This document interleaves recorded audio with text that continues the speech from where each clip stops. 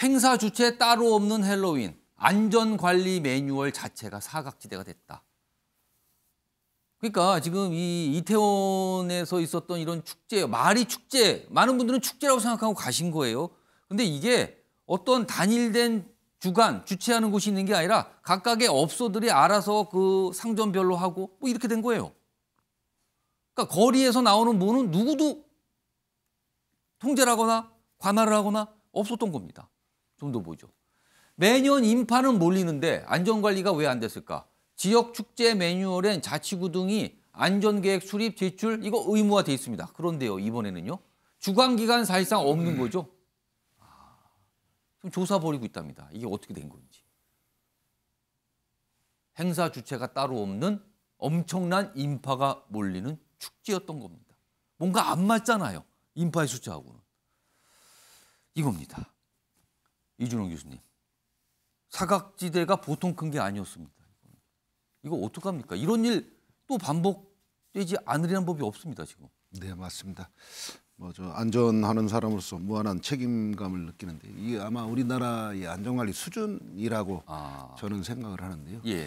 사실상 이런 사고를 대비하기 위해서 이제 지난번에 이제 판교의 공연장에서 사고가 나는 바람에 예. 대규모 행사라든가 이런 걸 할 때는 1,000명 이상 넘는 데에서 예. 안전관리 계획서를 제출을 하고 안전관리 요원을 또 배치를 하고 안전에 대한 그 장비라든가 이런 것들을 하도록 그렇게 돼 있는데 여기 이제 이태원 사고 같은 경우는 할로윈 축제라는 특성이 있지 무슨 그 어디 시도라든가 이런 데서 주관한 행사는 그게 아니에요. 아니에요, 또. 그냥 구조적으로 그러다 보니까 이제 사각지대가 발생을 했다 그러는데 사실상 그 지자체 내에 이제 이렇게 사람이 많이 모이는 행사 꼭 이거 할로윈 축제뿐만 아니라 이제 뜨는 그런 행사라든가 아니면 달 뜨는 행사 이런 데도 사람들이 많이 몰리고 크리스마스 축제 때도 많이 몰리는데 그런 것도 예상을 해서 그렇게 모였을 때는 제가 봐서는 지역적인 지자체에서 이런 것들에 대해서는 안전관리를 좀 더 강화하기 위해서 경찰의 협조를 구해서 사람들이 많이 모이니까 이런 거에 대한 안전을 좀 강화하기 위한 그런 순찰할까 이런 것들을 좀 강화하는 노력들. 그러니까 이제 좀 사각지대를 좀 해소하는 거를 많이 하는 게 이제 안전인데요. 이 안전관리론에 보면 이제 사고가 발생하기 전에는 항상 그 징조라는 게 전조라는 게 있거든요. 그렇습니다. 이게 불안전한 상태가 있거나 불안전한 행동을 하거나 이런 상황 때문에 이제 사고가 발생하게 되는데 이 사고를 보면 정말 이 군중들이 저렇게 몰리도록 그걸 분산 배치를 안 했던 그런 안전관리의 책임도 또 있다. 그래서 앞으로 이런 상황이 또 있을 수 있기 때문에 거기에 따른 이번 사고를 계기로 해서 좀 철저한 대비를 해서 두 번 다시는 이런 동종 사고가 발생하지 않았으면 하는 그런 바람입니다. 홍석준 의원님, 국회에 들어오시는 행정 분야 경험이 있으시잖아요. 그럼 이거 어떻게 좀 판단하고 계십니까, 이 상황을? 예, 저도 월드컵이라든지 대규모 스포츠 행사를 많이 이제 치러본 경험으로는 사실은 사람이 많은 행사, 사람이 많은 곳은 굉장히 위험하다는 어떤 그런 인식을 많이 가져야 됩니다. 사람이 본능적으로 또 많은 곳에 또 무슨 일이 일어나는지 좀 가보고 싶은 그런 어떤 욕구는 있는데 그러나 일단은 사람이 많이 모이는 곳에는 항상 사고의 위험이 있다는 어떤 위험성을 위험할 수 있다. 굉장히 위험할 수 사람이 있다. 많은 곳은 굉장히 위험하죠.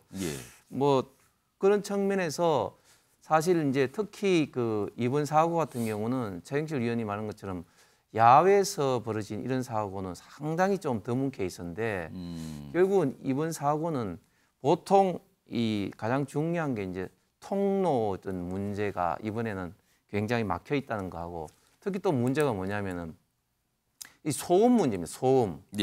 이게 워낙 주변에서 시끄럽고 하니까 이제 뭐 뒤로 가라든지 사람이 다쳤다든지 사고 현장에서 소리를 질러서 사람이 통행을 그렇습니다. 스스로 이제 조정을 해야 되는데 그게 이제 들리지가 않고 심지어는 뒤로 좀 사람이 넘어지고 뒤로 가라고 한 그걸 또 미러로 또 오인을 해서 그러니까 뒷부분에 있던 분들은 파악이 안 된 것 같아요. 지금 무슨 상황인지. 그런 식으로 이제 소음도 굉장히 좀 큰 영향을 미친 것 같습니다. 2005년도 상주 사고를 기점으로 해서 그 이전에는 국가나 지자체가 하는 행사는 의무적으로 안전관리 계획을 세우도록 돼 있었습니다. 그런데 그 이후에는 민간이라 하더라도 참석 인원이 3,000명 이상이 예정이 되면은 민간도 이제 의무적으로 예. 그런 안전 관리 계획을 세우도록 했었는데, 근데 이번 행사는 뭐 이태원 상가연합회라든지 아무런 어떤 주체가 없는 예. 자연적으로 발생된 어떤 축제 사람들이 모였기 때문에 이런 어떤 관리 주체가 없는 사각지대가 이제 생기게 된 그런 어떤 케이스인데, 이번 사고를 통해서 정말 만시지탄이지만 구체적인 축제나 행사 주최 측이 없더라도 예. 일정한 대규모 어떤 군중이나 참석자들이 예상되는 곳에는 해당 지자체나 경찰이 이런 어떤 안전 관리된 어떤 대책을 의무적으로 세우도록 관련된 규정을 좀 철저하게 좀 만들어야 되겠다, 이런 어떤 생각이 듭니다. 그러니까 예를 들어서 어떤 행사 주체가 열립니다. 근데 그 주체가 있는 경우도 있고 지금처럼 없는 경우도 있잖아요. 근데요, 그 축제에 참석하시는 분들, 그 축제를 즐기시는 분들은요, 주체가 있는지 없는지는 상관이 없는 겁니다. 똑같은 상황이 발생을 하는 거예요. 예를 들어서 해마다 해돋이 행사 많잖아요. 글쎄요, 주최를 하는 것도 있지만 자발적으로 그냥 알아서 모이는 경우도 참 많을 거거든요. 이럴 경우에 만약에 문제가 발생하면 어떻게 할 거냐는 거죠. 이겁니다. 우리가 그 생각을 여태 못 하고 있었습니다. 지금 이게 헬로윈 축제 때 벌어진 일이잖아요. 우리나라만 뭐 이런 거 축제를 한 건 아니거든요. 가까이는 일본도 있었습니다. 기사로 소개해드리죠. 일본 헬로윈, 경찰이 마이크 잡고 질서 유지를 계속 외칩니다. 그리고 민간 경비 인력도 투입이 됐다. 여기 사진 좀 봐주실까요? 경찰입니다. 아주 초록색으로 된 눈에 확 들어오는 이 차량 위에 올라타서요, 마이크로 계속 얘기하고 있죠. 그리고 뭔가 글씨 씁니다. 주목해달라는 거죠. 그리고 부탁합니다. 고맙습니다. 이런 거 씁니다. 자, 요 위에서 이렇게 얘기하니까 누구나 다 들을 수 있잖아요. 지금 무슨 일이 났으면 바로 알려주고요. 조심하라고요. 그리고 주변에 엄청나게 많은 인파 보이죠? 일본도 비슷한 축제가 있었습니다. 근데 여기는요, 문제가 없었던 거죠. 작은 제목 보겠습니다. 인파가 몰리는 교차로에 DJ 폴리스, 경찰이 조치를 하고 있었던 거예요. 경찰차 지붕에 올라가 시민들에게 호소합니다. 이렇게 하면 다 듣게 되죠? 멀리 계신 분들도요. 그리고 즉각적으로 전파가 됩니다. 무슨 일이 났으면. 자, 시부야 수만 명 인파에도 사고가 없었다. 지자체는 한 달 전부터 질서 캠페인. 이겁니다. 이거. 이대로만 했어도.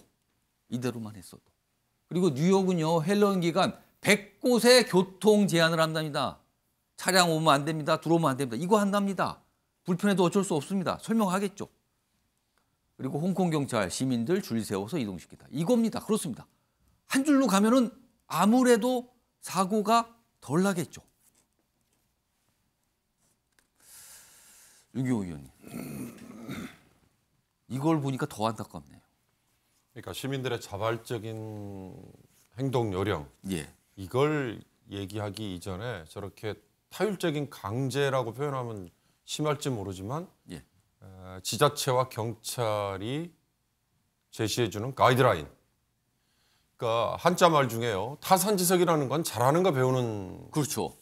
반면교사라는 건 잘못한 거, 그렇습니다. 배워서는 안 될 거를 본보기로 삼는 거고. 그 반대로 하자는 거잖아요. 그렇습니다. 일본이 2001년에 효고의 아카타시인가 하는 곳에서 예. 불꽃놀이 축제를 하고 돌아가는 인파들이 이 고가와 비슷한 도보, 예, 다리, 육교 거기에 같은 거죠. 왕창 모여서 전철을 타려고 가다가 압사 사고가 나서 11명이 죽고 한 150명 정도가 다치는 사고가 있었답니다. 예. 있었어요. 그 이후에 일본은 저렇게 많은 인파가 모이는 곳에서는 반드시 저 지침이 그대로 작동이 되고 있다. 누가 주최를 했느냐는 중요한 게 아니다.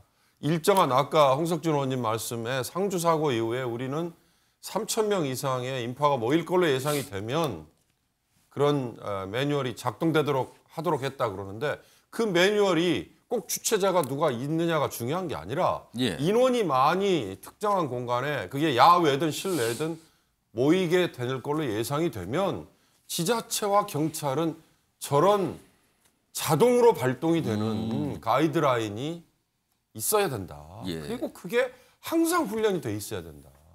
일본은 그걸 여실히 우리에게 보여준 거니까 예. 너무나 대비되는 게 참 창피한 거죠. 이번에는 뭐 책임 소재를 굳이 지금 따질 때가 아니라고 그러지만 너무나 예. 답답하지 않아요? 그런 가이드라인과 그런 매뉴얼이 있었는데도 왜 그러면 손을 놓고 있었을까?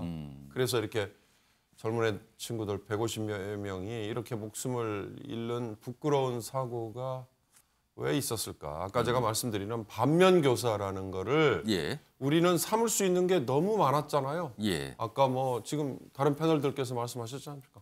상주의 사고 예. 2005년인 불과 얼마 되지 않죠? 다른 나라에도 있었습니다. 이 직전에 인도네시아 사고 예. 났을 때 그거 왜 남의 나라 얘기라고 그냥 보고만 있었을까? 그런 게 눈에 보이면 이런 많은 군중이 모일 걸로 예상되는 행사에는 왜 지자체와 경찰이 자동으로 그게 작동이 안 됐을까?